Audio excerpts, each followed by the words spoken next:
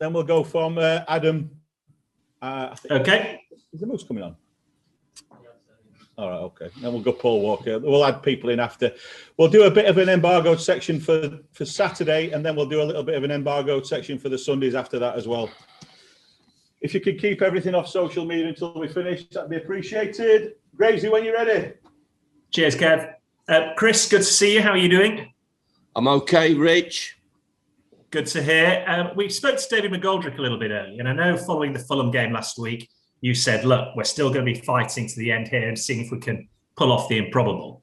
But David came in and said, look, we've got Liverpool this Saturday, Villa on Wednesday, then Southampton next week. We're looking to win all three. How heartening is that for you as a manager to hear it from one of the leaders, if you like, in the dressing room? Yeah, rightly so. They've got to go into every game looking to get a result and looking to win. We know we're up against it, current form and everything else that goes with it. But that has been the attitude of the group and the individual players right the way through my time. So I'm not surprised of David's attitude and his belief he has in himself and his teammates. He also admitted in the chat that there's a degree of frustration amongst the players as well, because it is fine margins, as we talk about week in, week out. No doubt that's something you share as well when you're able to look back on the first 2/3 of this season, how many games you have been within a goal of the opposition. Yeah, I think, as I said, it's become a little bit tiresome in my reflection and an opinion on it. But, you know, it's the truth that, big moments, other stuff that we have not been able to control, but the stuff that we have to look back and take and accept responsibilities, big moments. And I said that after the game to the players. You know, that Fulham game was very similar to, I would say, 75% or 80% of our games last year. The West Ham away game the week before, exactly the same, 75 to 80% of games that we played in last year. Nothing really in the game. A chance not taken, a mistake made, chasing the game, and on the reverse, it was that way in our favour the year before. The bit in between, as I said, I keep saying the bit in between. We're not the best team in possession. I don't believe we're the worst team out of possession, but the big moments, whether out of possession, whether in possession, we haven't taken. Big moments we haven't taken, and I've said that since the first 3 or 4 games, and I'm continuing to say that. And I suppose the word frustration is maybe the understatement of the year as far as me, the players and the supporters of Sheffield United are concerned. And I suppose the same sort of thing applies when you think of Liverpool, doesn't it? When you look at the game you had at Bramall Lane last year, 1-0. You look at the game at Anfield this year when you took the lead, and there was a big moment in that game as well when you could have extended it. But obviously, they score 2 goals and take the points. Yeah, you go to Anfield, you play Liverpool at home. I think at that time, obviously, they were on a terrific run and European champions, world champions.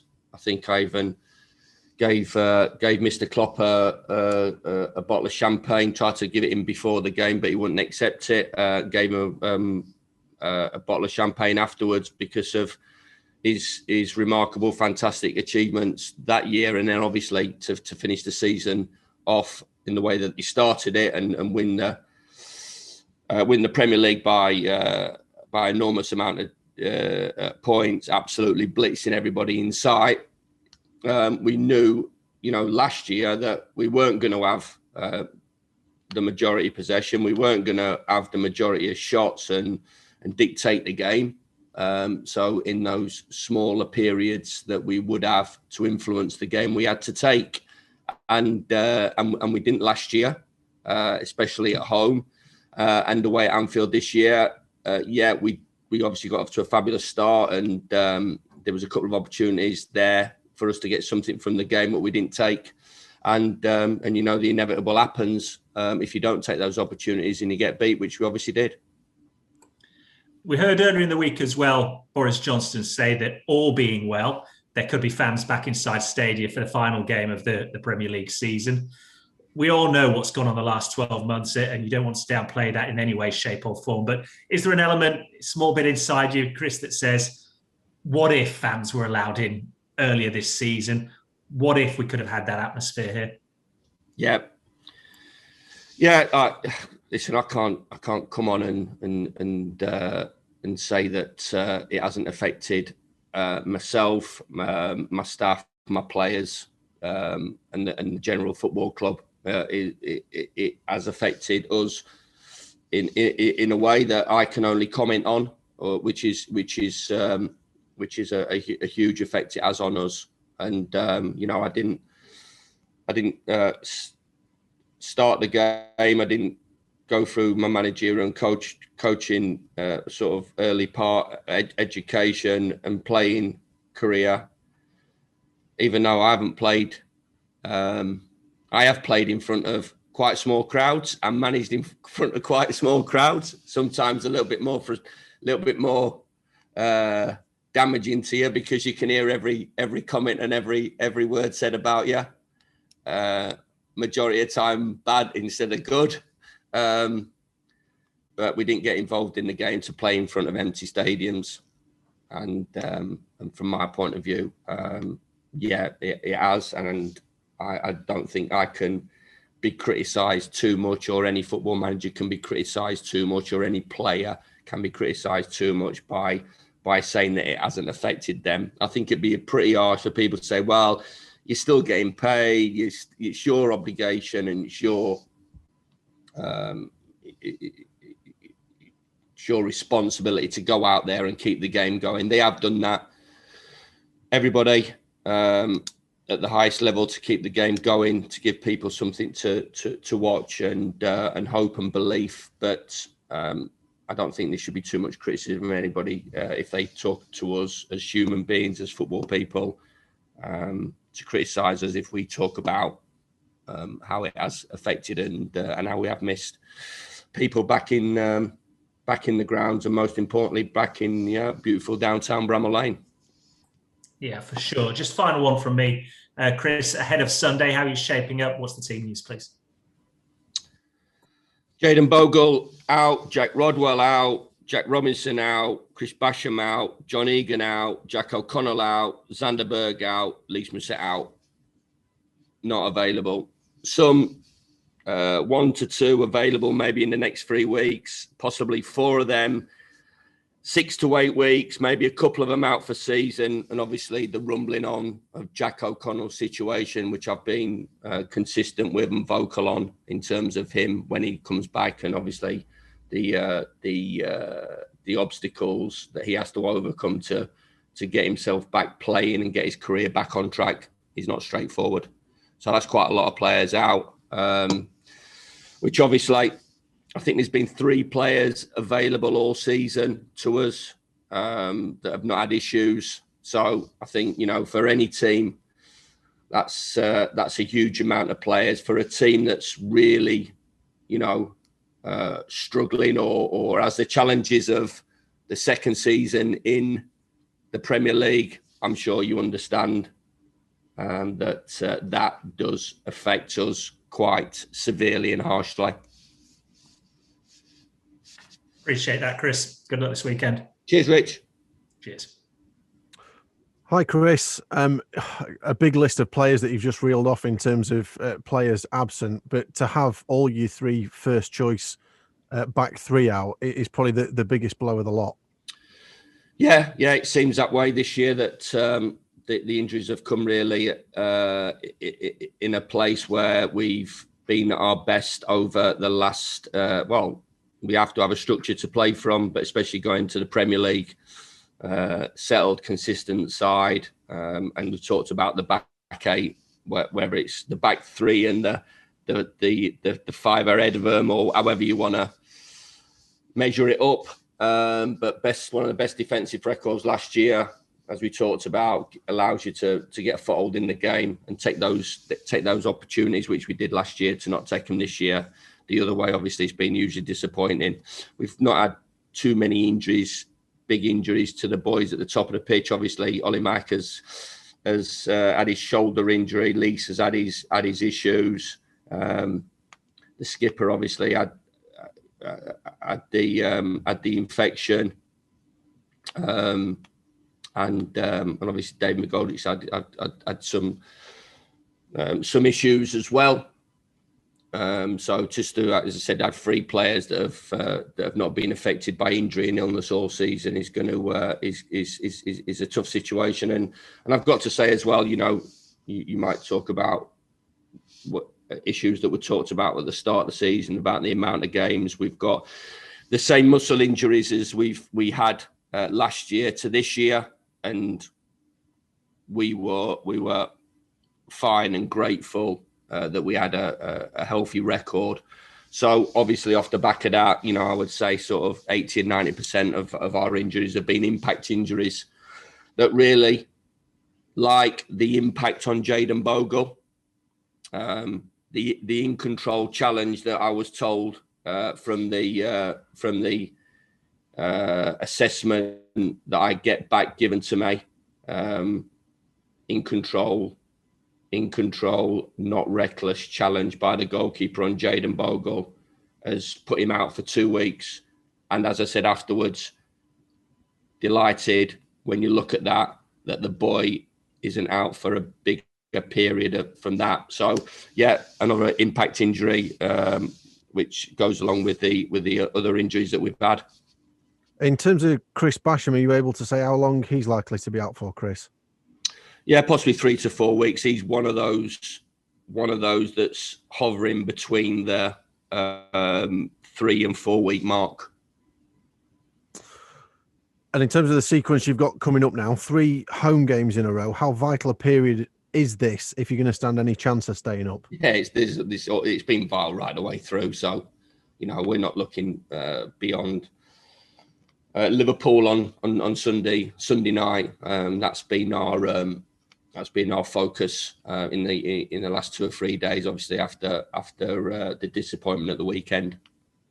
Clearly keen to keep that belief, isn't it? Though you've seen with Fulham what their situation has changed after a run of good results just over recent weeks. Yeah, it is. Well, I'm not really interested in what happens to other clubs. We'll always believe and we'll always be positive. And I'm a positive manager, as I've said. And we believe that we can win games of football, as I've talked about. We believe that, as David McGoldrick has said, that we can win Sunday.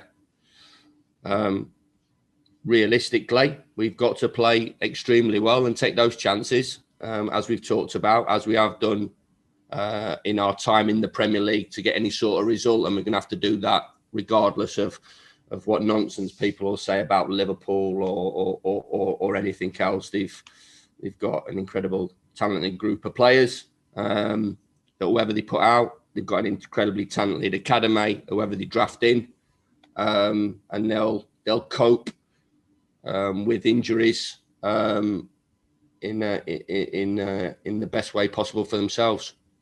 What do you make of Liverpool's recent form? It's been quite remarkable, really, after the sequence of games that they had. I've got to say, that's not for me to comment on, really. I've got to just comment on what we can try and affect and do. As I've said, they've got an enormous amount of talent, some players that have been winners for a long period of time. World Championship champions, champions of Europe, Premier League title winners, comfortably. Even if there's a bigger word than comfortably, then that's the word. And an incredibly talented manager that's been hugely successful right away for his career. I mean, some of your best performances in the Premier League have been against big 6 clubs like Liverpool and the 2 Manchester clubs. Do you take some consolation from that, or does that make your current situation even more frustrating? No, they have to be to lay a glove on them, or try to lay a glove on them. They have to be, they have to be really good performances, and we're going to have to produce another really good performance, like the ones that we did at Old Trafford and the Etihad a couple of weeks ago. We're going to have to produce our best performance or performances right the way through now to pick up any sort of results, and no change or difference at the weekend. Cheers, Chris. Good luck Cheers, Adam. weekend. Thank you. Chris, you okay? Hi, Paul. How will the finish to this season shape the next, do you think? Well, that's up to the finish and how we go about it. And I don't turn up at any game thinking it's an end of season friendly. There's nothing on it. There's always something on every game that you play, regardless of a pre-season friendly. There's always an opportunity to impress, and if the club, whatever season it is, whatever division there is, wants to hit the ground running, then a big end of season is better than a not so big. So there's always something to play for, Paul. There's always an obligation to everybody, as I keep saying, the professional footballers. Personally, I think mate, what I'm about. We turning back the clock. We won the League One title with 4 games to go, and you saw what happened then after the back of that, and everybody knew what happened with the players as well. So I think that's a decent enough sign to where I'm at, regardless of what happens at the end of the season or what happens next year. What do you think will be the biggest lesson that you'll take away from this season into next, Chris, you personally? Yeah, I think, Paul, I don't think it's a time to talk about that when the season's got 13 or 14 games to go. There'll be time for me to reflect. I reflect right the way through, but the biggest reflection will be at the end of the season. So really, I'm not going to get drawn or pulled into anything talking about where we're at this particular moment when we still got games to play. Okay. Will you, though, be encouraging your players to try and play with perhaps a bit more freedom now? They've always been encouraged to play with freedom. Yeah, but the point on that, sorry, just to reinforce what I meant is, obviously last week you said you're not going to mug people off. The challenge is great now to survive. Do you feel maybe a bit of pressure has gone and that will help your players in any way? Well, it shouldn't be. They should be playing as if, from their point of view, they know how to win football matches. They know what produces their best performance individually. They know what level they need to get to. So they should be looking at from an individual point of view what they need to do. And as I've said, I think it was after the Newcastle game, you play well, and if your mate plays well, then you've got a good opportunity of winning the game of football. I think after that Newcastle game, I had everybody playing in a manner that I know that they can play at, regardless of if they've played the last 5 games or they haven't played the last 5 games, if they've won or lost or whatever. It's there. To win games of football, there's pressure. They've got to show that they can play under pressure. They've got to show the freedom as well, because you don't win games of football or achieve anything by playing uptight football as well. So, they've got to find that balance from themselves. The relationship with Jurgen, is that okay? Obviously, earlier in the season, quite a bit was made about the 5 subs and all that kind of thing. I'm not wanting to dig up old ground, but it's what do you mean you're not wanting to dig up old ground? Why would you mention it then if you weren't going to dig up old ground? But people will wonder if the relationship is okay, is what I'm getting at. The relationship's absolutely fine. I've got nothing but admiration for Jurgen. He's a top-class manager. That's what happens. People talk and things get said. And, if I was precious about what people said right the way through, then I wouldn't be doing this job. People in the media I took notice of what the majority have said through my time as a manager, then I don't think I'll be sat here. And I think that'll be the same for the manager of Liverpool. He's an incredibly talented manager. He's a winner. We all try to win, and he's done that in incredible fashion. And heat of the moment or whatever. If it was personal, I didn't take it personal, and you know, I've moved on. I've got, obviously, you know, for me to worry about stuff like that is way down the pecking list. Thank you, mate. Cheers. Cheers, Paul. Thanks, pal.